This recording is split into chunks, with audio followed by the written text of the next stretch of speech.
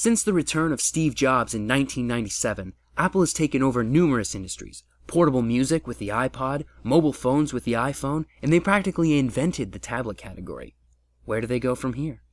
What's a multi-billion-dollar industry that hasn't felt the touch of Cupertino's finest innovators? Console video games.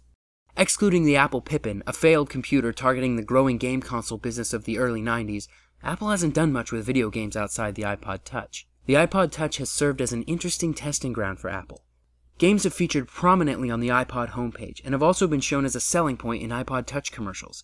The App Store has thousands of free and cheap games, and it makes sense that Apple would want to advertise those. iOS sales are larger than any other handheld sales. There's tons of potential in this market, even if not everyone on it plays games. Apple basically already dominates handheld gaming without even having to do anything besides provide the hardware and distribution platform. Well, that's great and all. Apple has tons of games, awesome. But everyone knows the real gaming happens in the living room.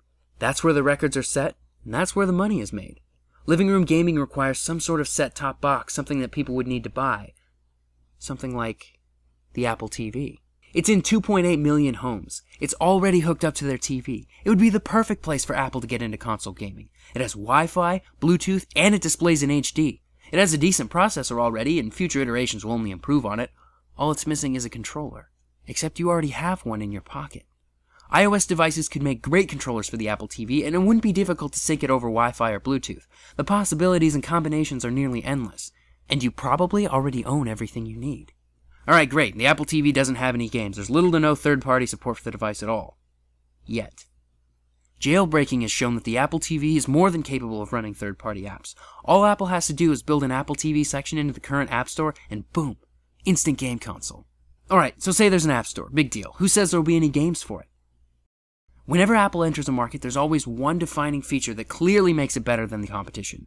iPod was easy and had huge storage capacity. The iPhone made the internet and touchscreens usable on mobile phones.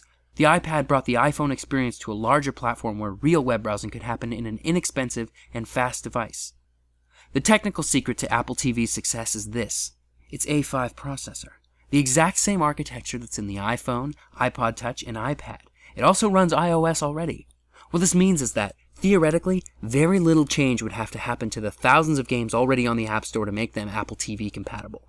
All Apple has to do is make the next iteration of the Apple TV on par with the 4S, or ideally the iPad 3.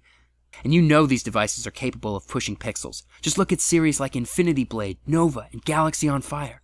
Those are some good-looking games, and the tech can only get better. Imagine a scenario where a player can begin a game on their Apple TV and immediately pick up where they left off on their iPhone or iPod Touch through the magic of iCloud.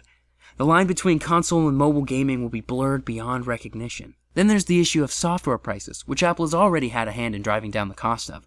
While big-name console games sell for $60 a pop brand new, it's very, very hard to find an iOS game for more than $10. Many games are priced at the 99-cent to $1.99 sweet spot. Gaming on an iOS device is incredibly cheap. With devices like the Android-powered Ouya gaining mindshare and hype for mobile gaming in the living room, Apple will have to compete. But Apple already has a head start with 315 million devices already sold and already being used.